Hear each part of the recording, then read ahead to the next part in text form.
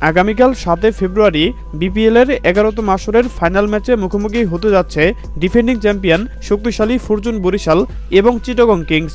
আর এই দুই দলের মধ্যে ফাইনাল ম্যাচ কোন দল জিতে চ্যাম্পিয়ন হবে এবার তারই ভবিষ্যৎবাণী করল জ্যোতিষী টিয়া।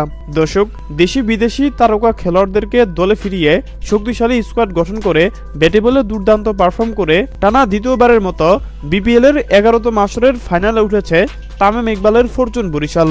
এদিকে গতকাল দ্বিতীয় কোয়ালিফায়ে বাঁচা মরার ম্যাচে শ্বাসরুদ্ধকর এক জয় তুলে নিয়ে বিপিএলের ফাইনালে উঠে চিটাগং কিংস। শেষ বলে 4 হাঁকিয়ে খুলনা টাইগার্সকে হারিয়ে এবারের বিপিএলে দ্বিতীয় দল হিসেবে ফাইনালে উঠে মোহাম্মদ মিথুনের দল। আর আগামীকাল 7 ফেব্রুয়ারি সন্ধ্যে 7:30 বিপিএলের ফাইনাল ম্যাচে মাঠে নামবে শক্তিশালী ফরচুন বরিশাল এবং চিটাগং কিংস। প্রথম কোয়ালিফায়ার ম্যাচে এই দুই দলের লড়াইয়ে দুর্দান্ত জয় তুলে নিয়েছিল ফরচুন বরিশাল, সেহেতু বলাই যাচ্ছে ফাইনাল ম্যাচে চিটাগং কিংসের থেকে অনেকটা এগিয়ে থাকবে ফরচুন বরিশাল। তবে দ্বিতীয় কোয়ালিফায়ার ম্যাচে খুলনা টাইগার্সকে হারিয়ে বেশ আত্মবিশ্বাসী চিটাগং কিংস, সেহেতু বলা যাচ্ছে ফাইনাল ম্যাচে এই দুই দলের মধ্যে হাড্ডাহাড্ডি লড়াই হবে, কেউ কাউকে ছাড় দিয়ে কথা বলবে না। আর তাই তো ফাইনাল ম্যাচ এই দুই দলের মধ্যে কোন দল জিতে চ্যাম্পিয়ন হবে তা নিয়ে ক্রিকেট ভক্তদের মধ্যে উত্তেজনার শেষ নেই।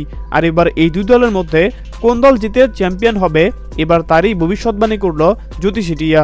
জ্যোতিষী টিয়ার সামনে ফরচুন বরিশাল এবং চিটাগং কিংসের পতাকা রাখা হয়, আর জ্যোতিষী টিয়া ফরচুন বরিশালের পতাকা তুলে এবং এটাও জানিয়ে দেয় ফরচুন বরিশালের জয়ের সম্ভাবনা 60%, অপরদিকে চিটাগং কিংসের জয়ের সম্ভাবনা 40%। হ্যাঁ দর্শক, আপনাদের কি বলছে? আপনাদের কি মনে হয় ফাইনাল ম্যাচে এই দুই দলের মধ্যে কোন দল জিতে চ্যাম্পিয়ন হবে?